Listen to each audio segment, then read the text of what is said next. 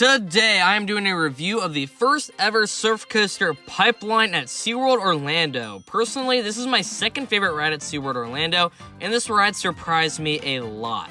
At first, I didn't really think that it would be good since it's a stand-up coaster, but in the end, it was a very fun experience. Let's start with where in the park that Pipeline is actually located.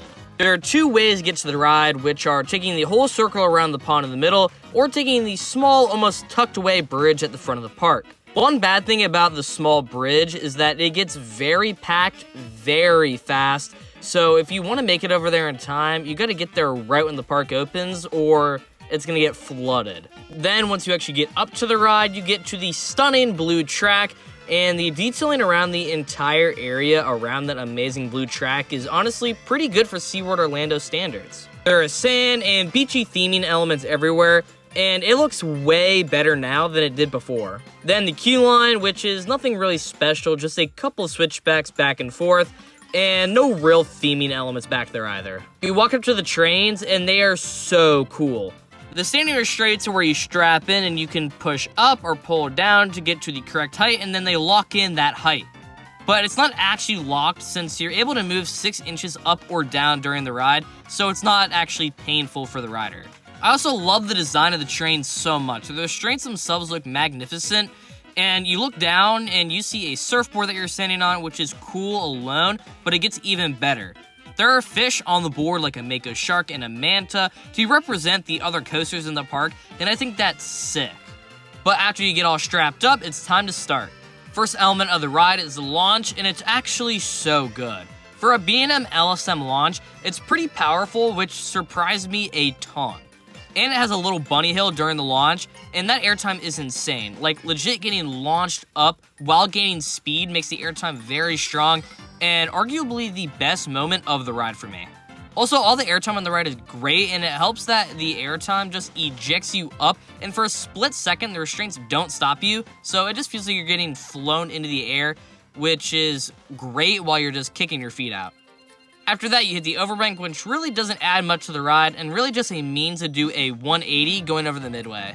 After that, you get to the Twisted Hill, which is one of my favorite elements, period. It's seriously incredible. The airtime is so strong while going from left to right, it's so magical, and I really didn't expect it at all on ride number 1. Next element is the one inversion of the ride, the corkscrew. This isn't the best inversion ever, but it's solid, having some good whip, and you do get lifted up a little bit in the middle of the roll. But after that, you roll into the curved hill thingy. I don't really know what you call it. You go up like a normal hill, but at the top you get dragged down to the right, and the airtime is solid, but there is a trim brake. But the good thing is that it's the only trim brake on the ride, and it doesn't usually hit that hard. And the whip down to the right while getting airtime is surreal, and is an underrated moment of this ride. But while you're curving down a whole 270 degrees, in the bottom of the valley, it's actually really intense. After that, you pull up into another overbank. Yeah, it's just an overbank, but coming straight from that intense valley straight into the overbank piles up the intensity quite a bit. You fly into another low-to-the-ground Twisted Hill, which still has some great airtime, but compared to the one earlier, it's not quite as good. The whip from this element isn't quite as powerful, and it's a bit more drawn out, but you can't really complain about a good airtime pop. You roll into another overbank that's alright at best. Again, nothing really that special, and just a way to turn the ride around, but again, stockpiling more positive G's and mixing up those forces is pretty nice. After that, you hit the last element of the ride, another Twisted Hill that's even smaller than the ones before. Even though it's not that big, it's much whippier than the ones before, getting a quick twist from left to right, and another great pop of flow ejector airtime to finish this ride. Then you roll into the brakes, and that concludes your ride on Pipeline. Overall, Pipeline is a very good and surprising experience. I never thought that a stand-up coaster could be this good, since all the last of them across the world are terrible. But all it took was B&M to put a little time and effort to create a modern, enjoyable experience. The difference between heavy base stand-up coasters in the past and the airtime-filled Pipeline heavily favors Pipeline a lot, and I think that's what they should roll for in the future.